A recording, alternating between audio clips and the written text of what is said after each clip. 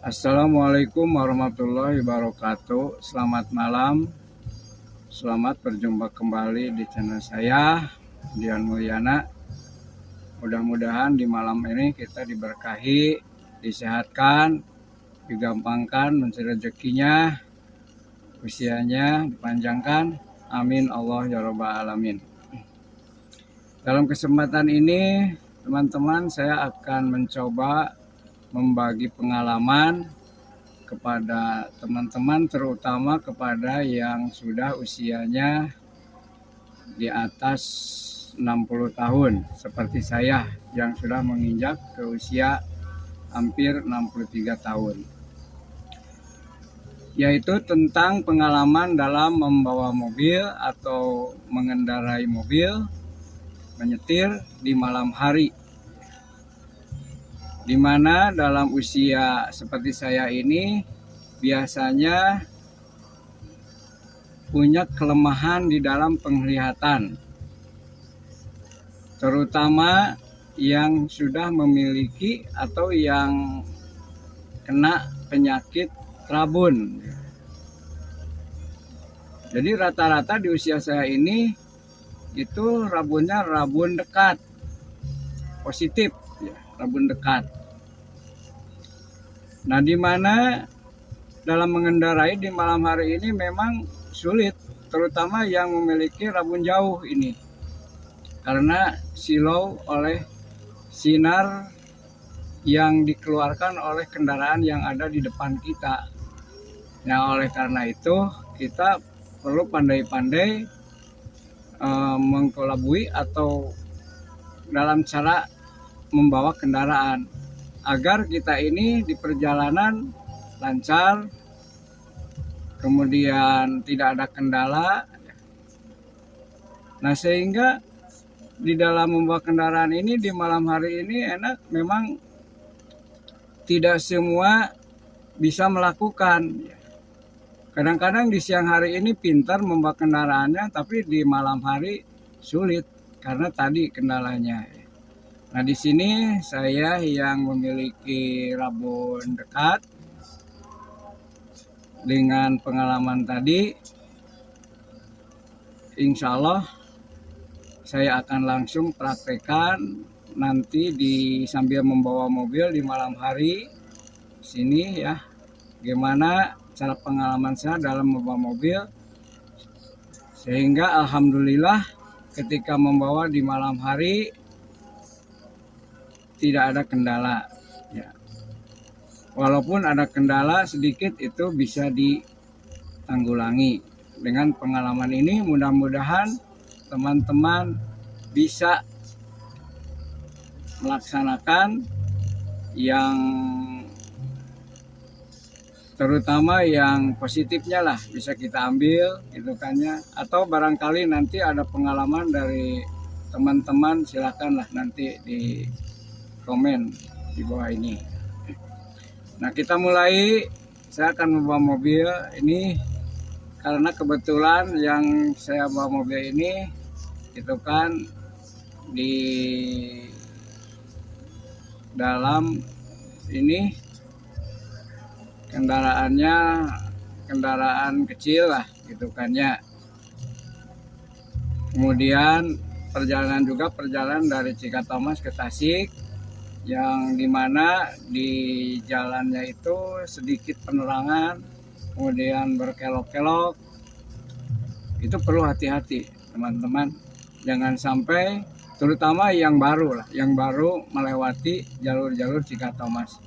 Nah, kalau saya ini kan sering melewati, tapi dengan keseringan tadi itu tidak memungkinkan, yang namanya gangguan di jalan itu ada aja. Nah, barangkali begitu teman-teman, selamat menyaksikan pengalaman saya sambil membawa kendaraan ya. Kendaraan yang dibawa oleh saya ini diantaranya kendaraan mini bus ya. Nah, sebelum kita berangkat kita cek dulu lampu-lampunya, lampu penerangan kendaraan, agar di jalan tidak ada gangguan itunya, lampu depannya cukup, lampu sennya cukup. Nah, kita cek dulu ya. Nah, ini Nih, gimana ratingnya, gimana lampunya. Nah ini misalnya, nih lampunya cukup terang ya, terang lampunya cukup terang. Nah, belakang juga cukup terang, nyala. Teman-teman, kita mulai perjalanan di malam hari ya. Mudah-mudahan kita dilancarkan. Jangan lupa kita berdoa. Bismillahirrahmanirrahim. Ini teman-teman, kalau ada kendaraan itu kan harus hati-hati, terutama ketika ada bis ya, kendaraan besar lebih dari kita.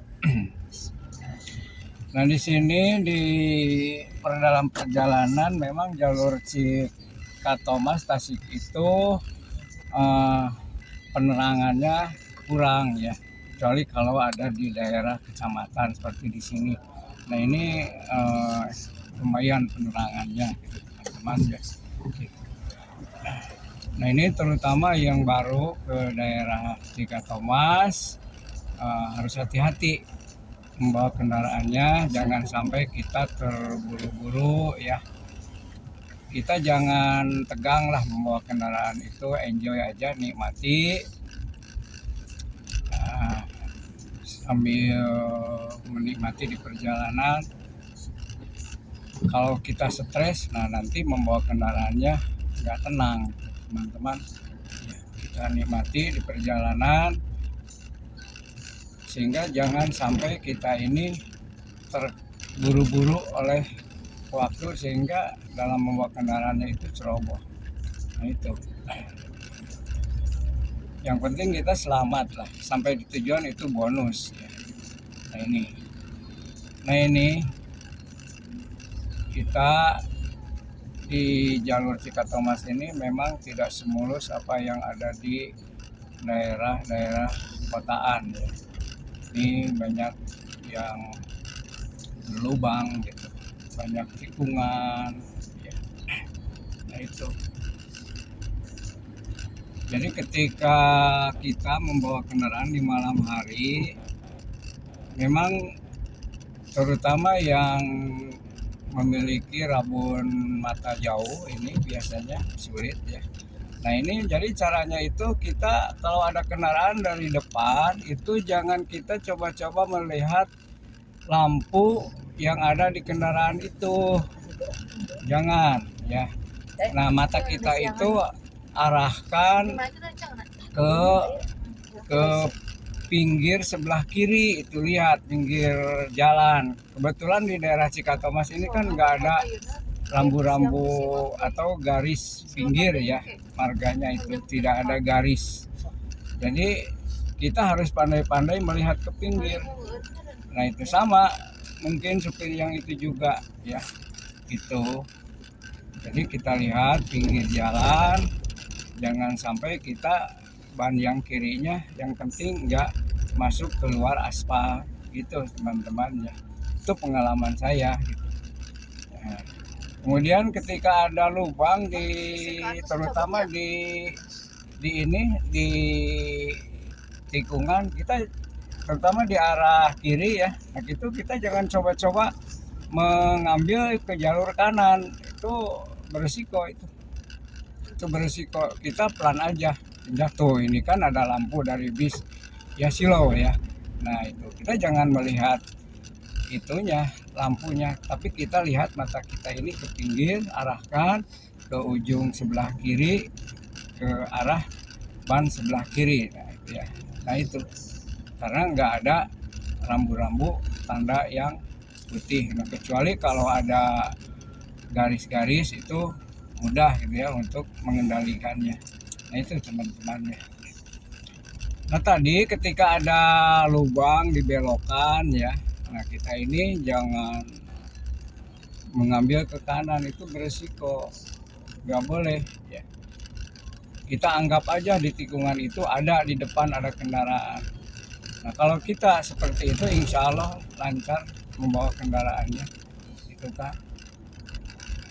Jadi setiap ada tikungan ini kita selalu begitu aja, walaupun nggak ada kita anggap ada aja, berpapasan, sehingga membawa kendaraannya tetap ada di jalur kiri, nggak mengambil ke jalan orang lain gitu ya.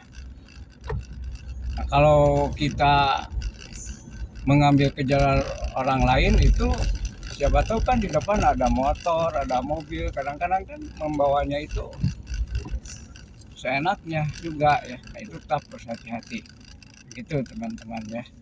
Tuh, kemudian kita perhatikan ketika ada kendaraan di depan juga rambu-rambu yang dikeluarkan oleh kendaraan yang ada di depan itu di malam hari ya.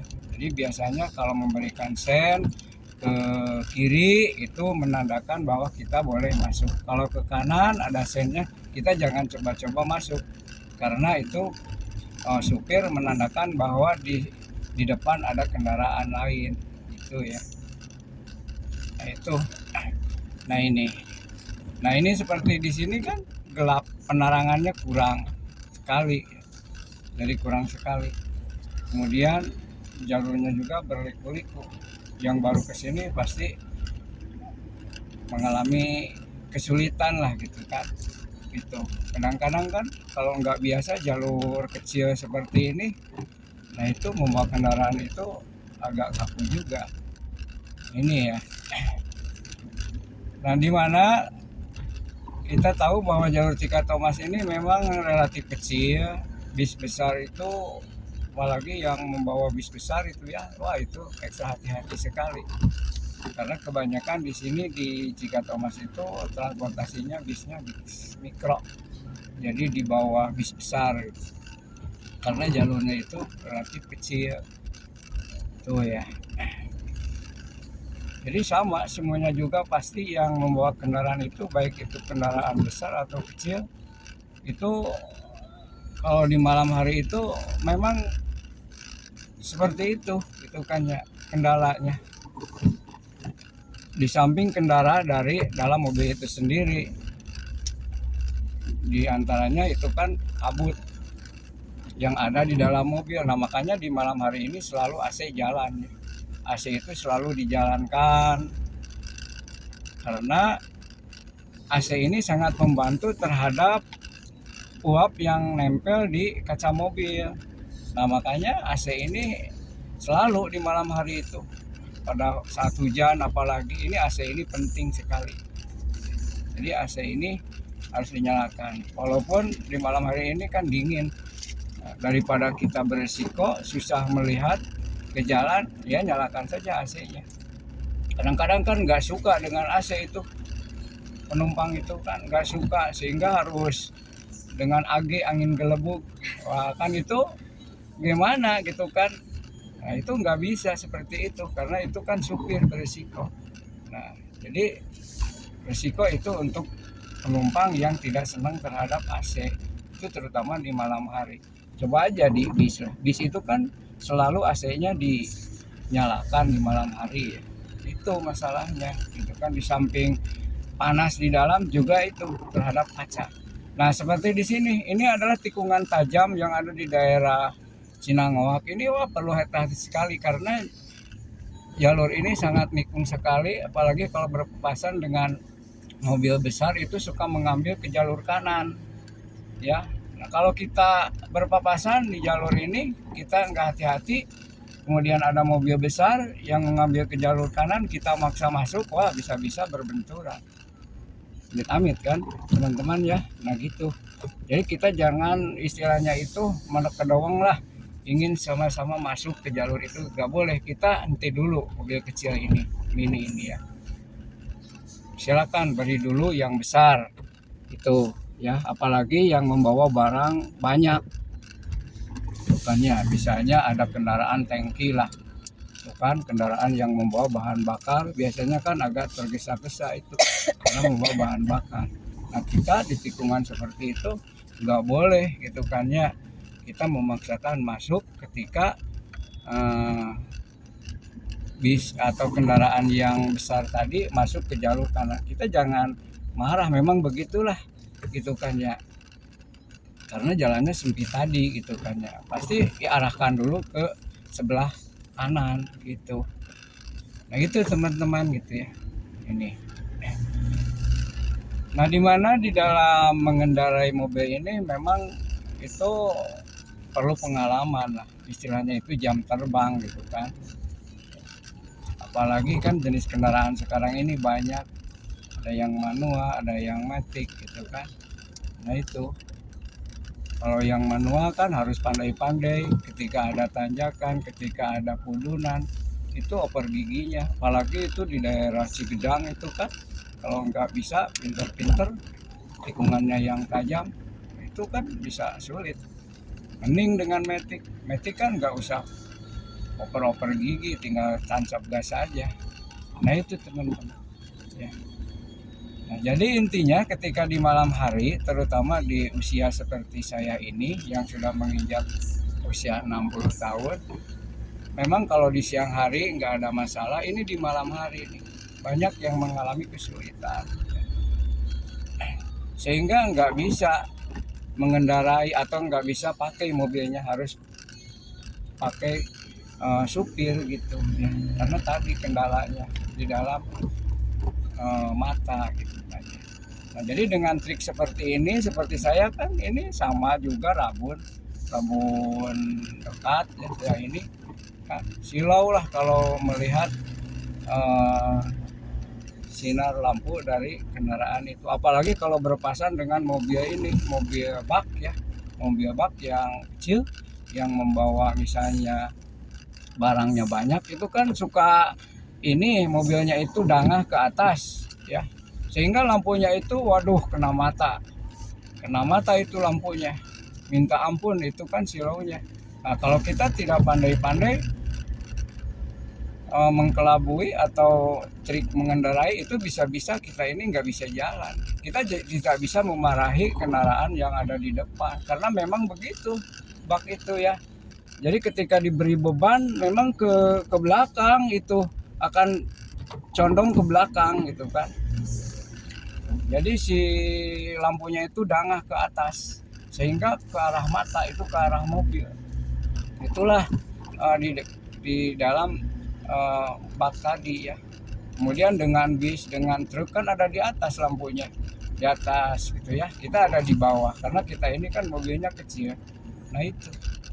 Ya. Jadi intinya kita nggak bolehlah egois memarahi ketika kita berpapasan, kemudian kita ini mata kita ini tersorot oleh lampu yang ada di depan kita yang lampunya lebih tajam gitu kan. Nah itu. Jadi insya Allah lah kalau kita bisa mengkelabui apa yang apa yang dialami gitu kan ya oleh saya ini, insya Allah gitu kan. Nah kalau jalur ini kan alhamdulillah sudah ada rambu-rambunya, sudah ada garis-garisnya, garis putih nih kan. Ini kan kebetulan jalannya baru nih, jadi nggak terlalu sulit mengendarai kendaraan karena ada batas yang memisahkan jalan. Kalau yang tadi kan di awal nggak ada batas. Nah ini ya, ini alhamdulillah ya, kalau teman-teman ke Cikatomas dari Salopa ke Cikatomas itu sekarang sudah cukup bagus lah bukannya. Misalnya yang dari Bandung mau ke Pangandaran lewat Cikatomas, atau sebaliknya dari Pangandaran mau ke Bandung lewat Cikatomas, dari Cikatomas ke Salopa insya Allah jalannya itu cukup mulus ya, bisa kelihatan lah di video kan, lihat tuh ya, jalannya masih itunya, garis-garisnya masih bagus itu. Nah itu. Nah kemudian di dalam kendaraan ini juga kita harus perhatikan juga ini, jangan sampai kita ini terutama di dalam konsentrasi ya. Biasanya kan yang sering kecelakaan itu akibat daripada kita ini main HP ya, main HP ini main HP itu ketika pakai mobil, kemudian ada ring, ada panggilan, nah kita mengambil HP secara tergesa-gesa, kemudian penglihatan kita nggak fokus ke depan. Nah itu banyak sekali kecelakaan. Makanya kalau mengendarai kendaraan jangan sekali-kali kita ini mencoba menggunakan HP, jangan gitu ya teman-teman. Nggak boleh lah main HP itu ya. Kita fokus mengenai, karena ini kan bawa kendaraan ini perlu sekali konsentrasi, di samping mata, kaki juga harus konsentrasi, pikiran. banyak lah gitu ya. Itu sebenarnya pekerjaan yang berat, seorang supir itu berat sekali ya. Jadi otak berjalan, kaki dan lain sebagainya. Nah, makanya harus fit, badan kita ini harus fit, harus betul-betul kondisinya sehat ya. Karena kalau pusing bawa kendaraan, oh itu beresiko ya, beresiko sekali teman-teman gitu ya. Jadi kita harus bisa merasakan badan kita. Kalau kira-kira badan kita tidak sanggup membawa kendaraan di malam hari, apalagi yang penerangannya gelap, kita jangan coba-coba, jangan gitu kan ya. Kita harus inilah gitu kan, istilahnya itu daripada celaka udah aja, jangan tangguhkan aja pemberangkatnya gitu kan. Apalagi misalnya di dini hari yang lagi ngantuk gitu kan, itu kan lagi orang lain istirahat kita bawa mobil. Nah itu kan perlu konsentrasi, yang di samping gangguan ngantuk atau ya banyak lah di malam hari itu, terutama kan yang tidak biasa merokok itu kan, seperti saya kan nggak biasa merokok kan. Yang biasa merokok itu untuk yang menghindari ngantuk itu ini dengan merokok. Nah kalau saya nggak bisa seperti itu karena nggak biasa merokok. Nah kalau saya kan biasanya untuk menghindari ngantuk itu dengan cara misalnya nyemil lah ya, nyemil makan, atau misalnya memijit-mijit tangan gitu kan. Nah itu ya, yang penting ngantuk bisa dihindari gitu ya. Nah itu teman-teman ya. Jadi pengalaman memang di malam hari ini gitu kan ya, tidak semuanya itu bisa membawa kendaraan ya. Nah ini pengalaman saya ketika membawa kendaraan di malam hari. Saya pernah membawa kendaraan misalnya ketika mau ke Bali itu ya, bawa kendaraan malam hari, berangkat dari rumah itu jam pada isya lah, jam 9-an. Itu malam hari nggak istirahat sholat, kemudian istirahat makan paling gitu ya. Alhamdulillah dengan trik-trik seperti tadi ya lancar perjalanannya, terutama yang tadi fisiknya harus disiapkan. Jadi ketika kita membawa kendaraan walaupun jauh, fisiknya bagus, insya Allah lancar gitu ya. Jadi nggak bisa kita bawa kendaraan dalam kondisi yang lelah, yang capek, itu berisiko sekali. Banyak kan ini kejadian-kejadian ketika ada orang yang membawa kendaraan ngantuk dipaksakan, terutama di tol itu kan. Di tol itu kan jalannya lurus, jadi ngantuk itu betul-betul itu sangat menghantui. Nah kalau jalannya berliku-liku seperti ini kan agak ini istilahnya itu oleh tikungan itu nggak terlalu ini, karena terbawa arus oleh tikungan, oleh jalan, kondisi jalan gitu kan. Jadi kita juga nggak banyak melamun karena tahu bahwa jalan ini nggak lurus gitu kan, banyak tikungan. Nah itu teman-teman ya. Nah ini jadi intinya sekali lagi bahwa membawa kendaraan di malam hari ini, di samping kita harus disiapkan fit kendaraan, penerangannya, juga badan kita ya. Jadi badan kita ini harus betul-betul sehat. Apalagi ini kalau kita sudah tahu mau berangkat malam, siangnya itu kita jangan sampai terlalu capek ya. Kita harus istirahat penuh karena tahu bahwa besok ini mau berangkat misalnya malam hari, apalagi jaraknya jauh gitu. Jadi disiapkan, badan kita ini siapkan, istilahnya itu energi yang ada di dalam badan kita itu harus disiapkan dengan apa yang tadi, dengan makanan, dengan olahraga dulu. Itu olahraga itu penting. Jadi dalam membawa kendaraan itu kita kalau tidak bisa apa istilahnya itu, yang namanya badan itu kan bukan hanya dari makanan saja tapi dari olahraga juga itu. Jadi olahraga itu sangat penting ya. Seperti atlet ini kan, misalnya atlet pembalap itu olahraga itu didukung dengan olahraga itu kan ya. Walaupun sifatnya itu cuma duduk menyetir, tetap itu fisik itu harus kuat gitu kan, harus kuat. Jangan sampai kita ini cepat pegal, itu akibat nggak biasa kan. Nah itu kadang-kadang kan setelah kita membawa kendaraan jarak jauh lama malam hari, keluar dari mobil itu seperti goyang-goyang ya, pusing, goyang-goyang seperti di dalam perahu. Itu akibat apa ya? Akibat tadi tidak siap badan kita ini membawa kendaraan di malam hari yang jarak jauh itu kan teman-teman ya. Jadi pasti teman-teman lah mengalami hal seperti itu. Ketika kondisi lemah, kok badan saya seperti ini, ketika setelah menyetir jarak jauh goyang-goyang, ada apa ya? Nah itu bisa merasakan.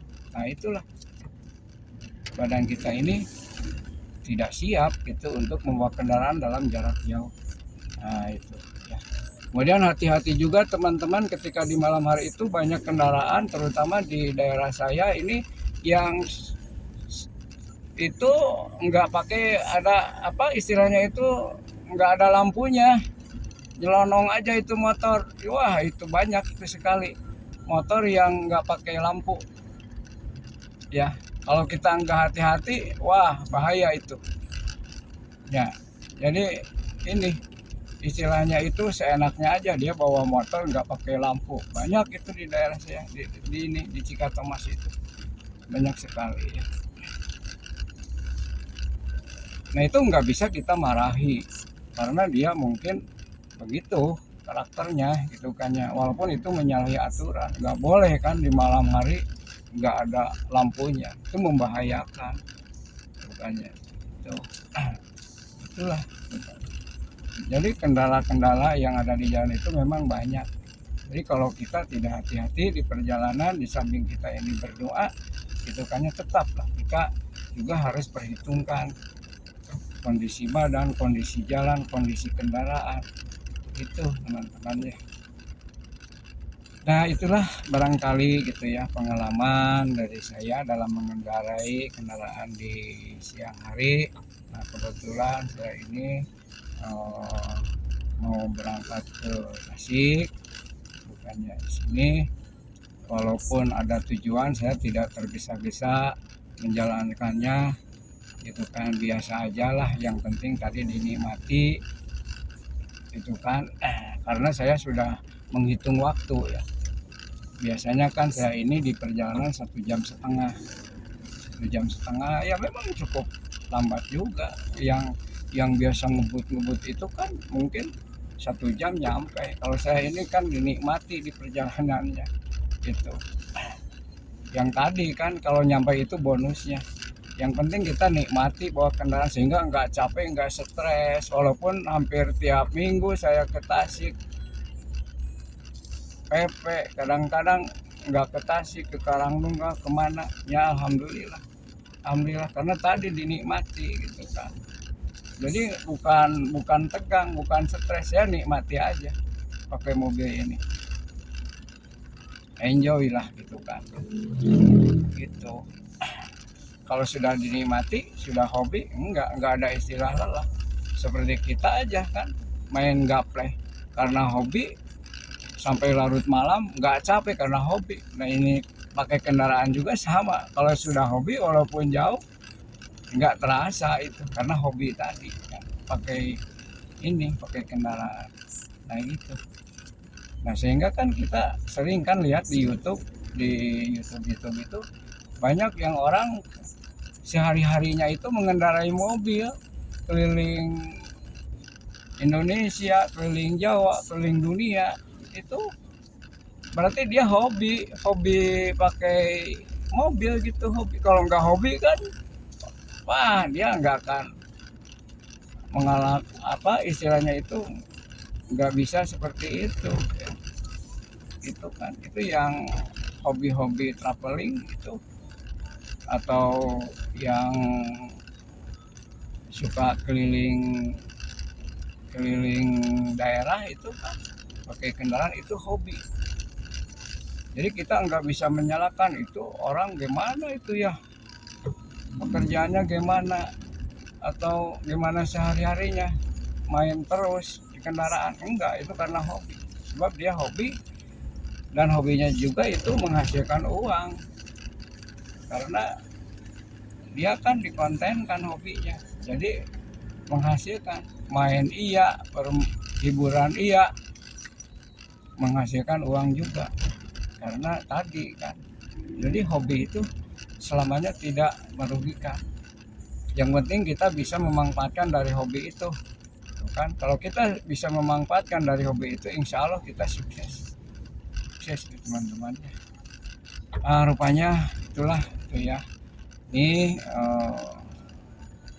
sekilas tentang pengalaman saya ketika membawa kendaraan di malam hari. Mudah-mudahan apa yang saya alami itu yang positifnya diambil, yang negatifnya kita janganlah.